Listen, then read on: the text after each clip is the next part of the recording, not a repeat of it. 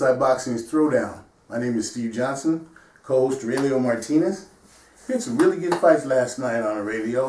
Showtime did a really good job. They started off in England, then they went over to up in Maryland. That's right. And then they ended up the evening up there in Canada. In Canada. Yeah, so absolutely. They did a good job. Let's start off with that fight in England where we had Lee Selby defending his featherweight title. Not featherweight title. Lee Selby defending his title against Josh Warrington. Yep. And what was a really good fight. It went better than I thought that Lee Selby, was making a move to show that he was a dominant figure. And Josh Warrington came in there and kind of put it on him. Boy, I tell you what, a very, very good fight, and it's one of them classics where you've got the champion trying to put his foot down and make a statement and get into the big marquee fight, and then you got the challenger that says, no, this is an opportunity for me, and I'm no punk, and comes and starts to bring it, and as it was that kind of fight. It was that kind of fight to where the challenger came in and took it to the champion. The champion wouldn't back down, and in the end, pulled the upset. Yeah, that IBF featherweight title now belongs to Josh Warrington. Now, I guess you could say that Josh Warrington would warrant getting the winner of the next fight we'll talk about, but it was impressive for him to go in there in England and go ahead and take that title from Lee Selby, and now we'll see how it all comes out in the wash. The second fight that came up was where we went up to Maryland, and we had Gary Russell Jr. taking on Jojo Diaz, for another featherweight title that was retained by Gary Russell Jr. And I have to say this, I've been very hard on Gary Russell Jr. and I continue to be hard because he doesn't fight enough. He said that he deserves the big paydays. So he's going to pick and choose who he fights. But now he's made it pretty apparent that he said last night after the fight, and he was very impressive. I have to say that he was very impressive. But he said everybody that wants it, they can come get it. But now he's calling all the shots. So once again, like I said, he doesn't fight enough, and I don't think anybody will dispute that. He was impressive against a young kid, JoJo, who showed his flaws in his game. But he's still young. Okay, so I think he'll be back. He did a lot of things that were, showed to be the downfall of him. That's because he was, walking down, no question. He was walking down Gary Russell Jr., but then walking down and not throwing punches. So it didn't work to his advantage. I really thought at one point, I said, hey, I see his game plan. He's trying to make this go a little further towards the middle rounds, and he'll take over.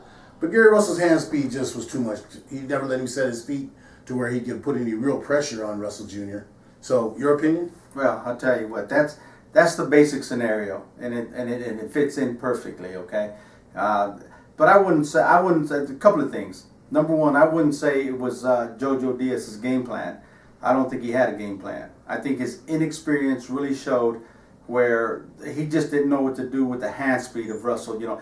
Hand speed keeps your opponent in a defensive posture, and like a deer that gets frozen into the headlights of the oncoming car, that's exactly what happened to him. He stood in that defensive posture and, like you say, didn't throw any punches because he didn't know how. He didn't know when. He just didn't know. He didn't have experience, and unfortunately his corner didn't know how to tell him or advise him what he had to do. So that's why Russell Jr. looked so good, is because he basically had a new kid on the block coming in that really it was way too soon for him to get into that championship contender status. But he won't run into that when he gets into the other champions and the contenders that have been there. Jojo Diaz is a very good fighter, and he just has a lot to learn. So he has to go back to the drawing board. He has to make adjustments.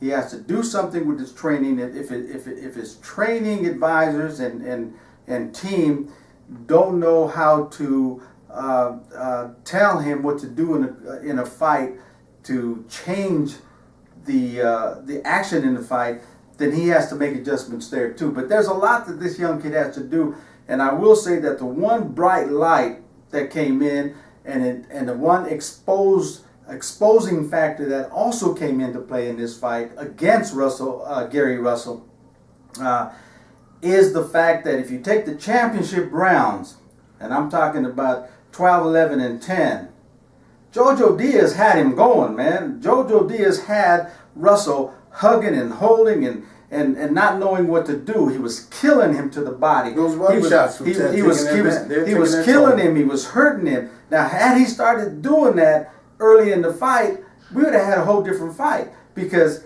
now Russell, for being the champion, didn't have an answer in them last 3 rounds except to hang on there and let the fight finish, because he basically had it won. So there was an exposing factor there on Gary Russell's side, and people might say, no, you're talking stuff. Wait till he gets in there with one of the big boys. Do you think there's any chance that Lomachenko might consider coming back down to fight Gary Russell for that featherweight title?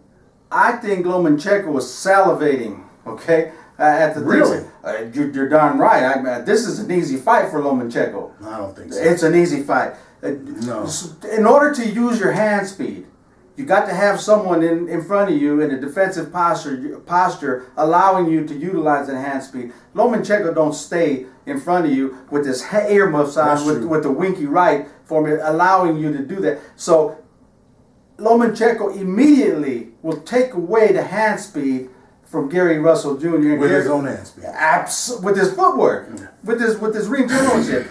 Easy fight for Lomachenko. I don't know if he can make the 126. But that's the problem. He probably won't. I mean, this would be up to Gary Russell if he's going to step up in weight to try to challenge that. But he won't. But he won't. He's not crazy. Okay. Well, let's talk about the last fight for the night, where we had Adonis Stevenson and Badou Jack going for the WBC light heavyweight title. Really good fight. It's one of the things we have to get adjusted to. The heavier weight guys, you have to really pay attention to. In the beginning of their fights, they're going to be a little bit slow and boring because they're heavier guys. I know people want to see them come out and start banging immediately, but in my opinion, the fight was easy to call. The first half of the fight was Adonis Stevenson. The last half of the fight was Badou Jack. I will say this: Badou Jack gets the short end of the stick on these draws that he comes up in, but it's his own fault. Okay? He had Adonis Stevenson in trouble, and he cannot finish a fight to save his life. In that 10th round, in my opinion, let me be critical of a little bit here with the announcers, because we all got to see it.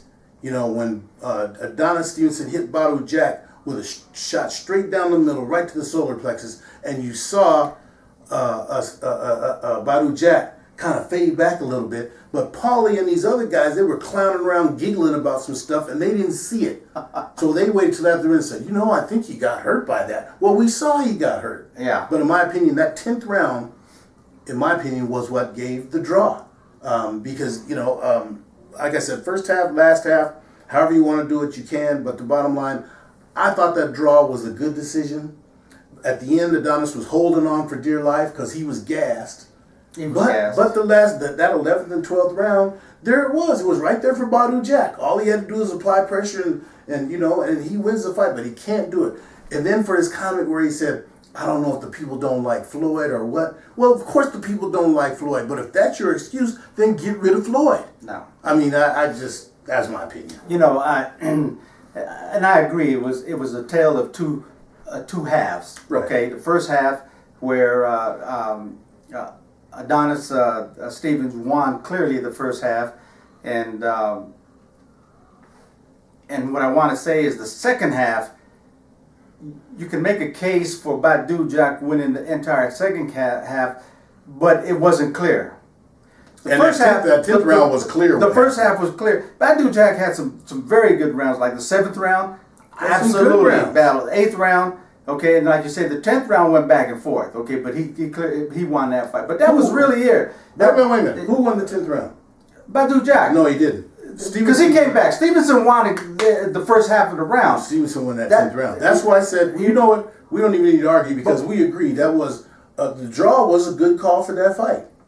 I won't argue with the draw because I don't think anyone out there can argue with the draw. But in my opinion,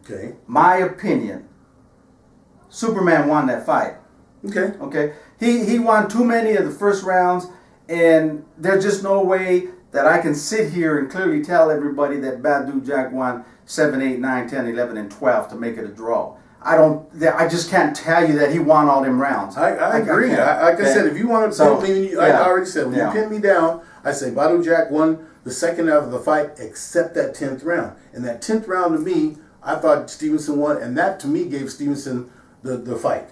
Okay, the judges had it a draw. The way Stevenson was holding on for dear life in that last 2 minutes of that fight. He's tired, man. That's why I say I have no problem with the draw. Yeah, I won't argue with the draw. I just have a problem with Badou Jack continually making excuses. And then for him to throw out, well, I guess they don't like Floyd. Then get rid of Floyd. If that's what you feel, like, people don't like Floyd, well, get rid of Floyd. Well, you know what? When you start mouthing off like that, Floyd, I've been in Floyd's camp a lot and stuff like that. He may not have to worry about getting rid of Floyd. Okay. Floyd don't play that game. Well, I don't think Floyd don't play that game, and I would not have, I would not be surprised if you didn't see Badou Jack just kind of easily disappear from that. Oh no, I don't think so. I think that comment that he made, Floyd would probably tell him. And I think if I'm Floyd, I'd say, you know what, you might be right, man. We just got to reassess, how we go about this thing with everybody not liking me. Maybe Floyd doesn't need to be running around ringside coaching from press row like he was doing. Maybe that's something he needs to do. Well, that's right. But anyway, that's the end of our first segment. Good fight. It was two fights. All in all, it was 3 good fights. Kudos to Showtime for doing a good job of putting on 3 quality fights with the outcomes. Not really nothing controversial about them. Okay, they were good. They were good fights. They were good, entertaining. I don't think anyone was disappointed with this weekend's fight. So that was good, guys. And I need you to come back and watch our open topic segment, the 3rd segment, where we will continue with the controversies and the problems USA Boxing is having. Steve, they've been exposed. You forgot about our 2nd segment? No, I'm just giving them a heads up. If they want to come back to stay tuned to that 3rd segment, because we're going to have Mike Rogers in a call segment, because he just sent out an email that really exposed USA Boxing for a lot. So you guys want to listen to this, okay? Sounds good. All right, that's the end of our first segment. We'll be back in a minute. Our 2nd segment, we'll talk about the upcoming fights. We got some good fights next week. As always, Inside Boxing THROWdown. Keep your hands up.